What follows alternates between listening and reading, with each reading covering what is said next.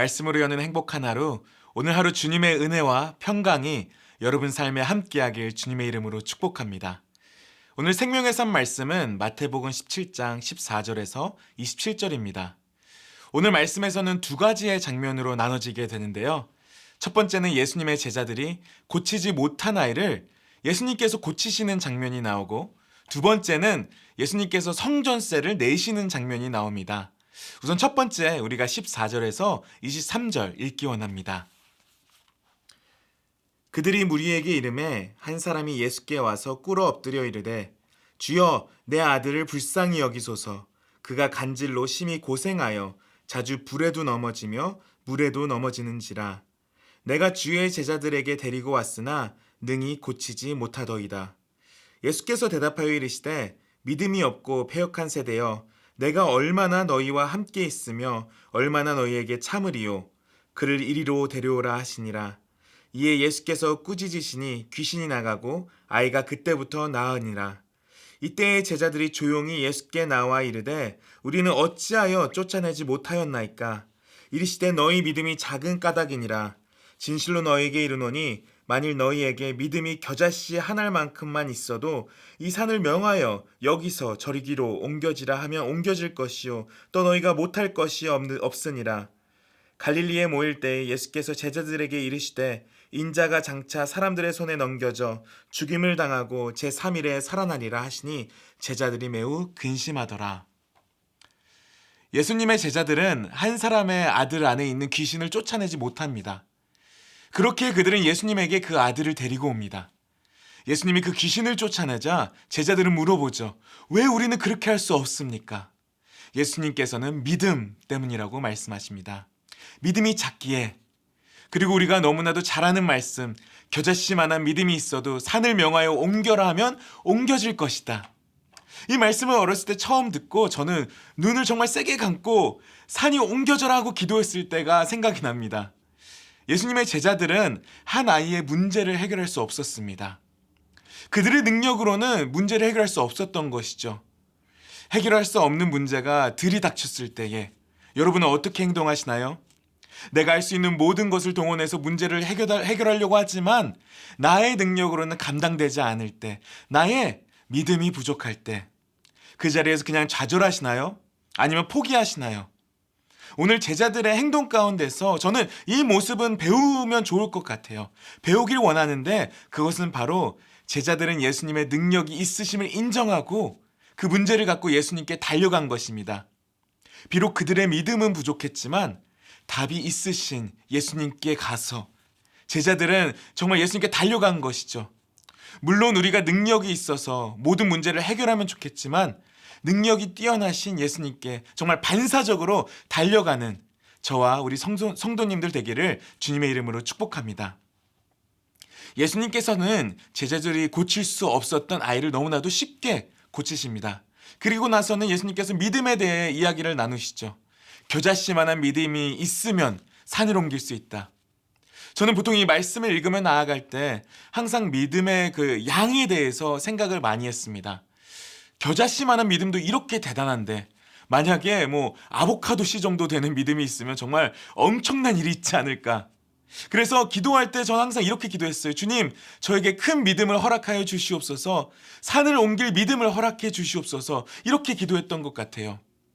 겨자씨의 크기는 정말로 작은데 아마도 모래알보다 조금 더 큰 사이즈일 거예요. 근데 나에게 그만한 믿음이 없나? 이렇게 생각할 수 있겠지만 사실 우리는 믿음의 양이 중요한 게 아니라 무엇을 믿고 나아가고 있는지 그것이 중요한 것 같아요. 그렇기에 우리는 믿음의 양은 아직 부족할 수 있지만 방향성을 올바르게 가는 것이 정말 중요한 것 같습니다. 예수님의 제자들은 사실 전에도 귀신을 쫓은 경험이 있습니다. 마태복음 10장에서는 제자들이 병든 자들을 고치며 귀신을 쫓는 것을 볼 수 있어요. 제자들은 믿음이 있기는 하지만 그 믿음이 적절한 기능을 발휘하지 못하고 있습니다. 그 문제는 믿음의 양의 문제보다는 예수님의 제자들이 온전히 예수를 믿지 못함에 있습니다. 제자들은 진정한 메시아 예수 그리스도를 이해하지도 온전히 신뢰하지도 못하는 모습이 있었고, 예수님을 온전히 이해하지 못한 제자들은 예수님에 대한 확신이 굳건히 뿌리내리지 못했을 것입니다. 그렇기에 22절, 23절에 예수님께서 고난과 죽음을 당하시고 사흘 만에 부활하실 것을 제자들에게 말씀하실 때 제자들은 근심에 빠져 있었어요. 예수님이 잡혀 죽으심을 당한 그 사실에만 주목을 한 것이죠. 예수님의 말씀에 만약에 올바르게 반응했다면은 예수님이 죽음 당하신 말에 이렇게 절망하는 것이 아니라 다시 살아나는 부활의 약속에 더 관심을 두었을 것입니다. 긍정적인 면보다는 부정적인 면에 더 집중하면서 제자들은 근심과 걱정에 얽매이게 됩니다. 우리는 삶을 살다 보면은 걱정과 근심에 쌓여져 있기 마련입니다. 저는 어렸을 때는 근심과 걱정을 많이 하지 않았는데 결혼을 하고 아이가 생기고 이제 가장이 되면서 그 무게가 더해지면서 어느 순간부터 하나하나 근심하고 걱정하는 저의 모습을 볼 수 있었습니다. 하지만 말씀을 읽고 기도를 하면서 저는 근심하고 걱정하는 것은 하나님이 원하시는 것이 아니라는 것을 깨달았죠. 오히려 하나님께서 너무나도 많은 것을 주셨는데 찬송가 중에 이런 찬송가가 있습니다. 받은 복을 세어 보아라. 크신 복을 내가 알리라. 받은 복을 세어 보아라. 주의 크신 복을 내가 알리라. 믿음의 사람은 죽음에서 멈추는 것이 아니라 부활까지 가야 할 줄 믿습니다. 지금 근심 가운데 있으신 분이 있습니까? 걱정 가운데 있으신 분이 있습니까? 올바른 믿음으로 받은 복을 세며 하나님을 바라봐야 할 줄 믿습니다.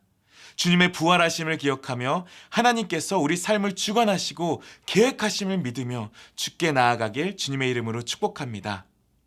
두 번째 장면은 예수님께서 성전세를 내시는 장면인데요. 우리 24절에서 27절 함께 읽기 원합니다. 가버나움에 이르니 반세계를 받은 자들이 베드로에게 나와 이르되 너희 선생은 반세계를 내지 아니하느냐. 이르되 내신다 하고 집에 들어가니 예수께서 먼저 이르시되 시몬아 내 생각은 어떠하냐. 세상 임금들이 누구에게 관세와 국세를 받느냐. 자기 아들에게냐 타인에게냐. 베드로가 이르되 타인에게 이나이다. 예수께서 이르시되 그렇다면 아들들은 세를 면하리라. 그러나 우리가 그들이 실족하지 않게 하기 위하여 내가 바다에 가서 낚시를 던져 먼저 오르는 고기를 가져 입을 열면 돈 한 세겔을 얻을 것이니 가져다가 나와 너를 위하여 주라 하시니라. 유대인이라면 누구나 예루살렘 성전 운영을 위해서 각 해마다 약간의 돈을 내어야 했습니다. 만약에 예수님께서 성전세를 내지 않았다고 하면은 예수님을 고발하고 아마도 십자가 사건이 좀 더 일찍 앞당겨지지 않을까 생각이 듭니다. 하지만 예수님은 아직 때가 아니기에 성전세를 내는 모습을 보게 됩니다. 이때 당시 성전은 예전의 아름다움과 웅장함, 하나님이 거하시는 그 성전의 모습이 아니었습니다. 종교를 위한 모습보다는 정치적 우위를 위하여 제사장들과 장로님들은 자신들의 이익과 기득권을 키우는 도구로 삼았기에 성전은 도적의 소굴과도 같은 곳이었습니다. 하나님을 예배하고 찬양하는 곳으로의 기능은 상실했던 것이죠. 예수님께서는 하나님 아들이시기에 사실 성전세를 내는 것은 우스운 일인 것이죠. 왕의 아들이 세금을 내지 않는 것처럼 예수님은 성전세를 낼 의무가 없었던 것이에요. 하지만 그럼에도 불구하고 예수님께서 성전세를 내십니다. 그것은 불필요한 오해를 막기 위함이고 다른 사람이 시험이 들지 않게 하기 위함인데요. 그 이유는 마치 바울이 믿음이 약한 사람들을 위하여 그들이 마음에 시험에 들지 않게 하기 위해서 다른 곳에서 제사를 드린 고기를 먹지 않는 이유와 똑같습니다.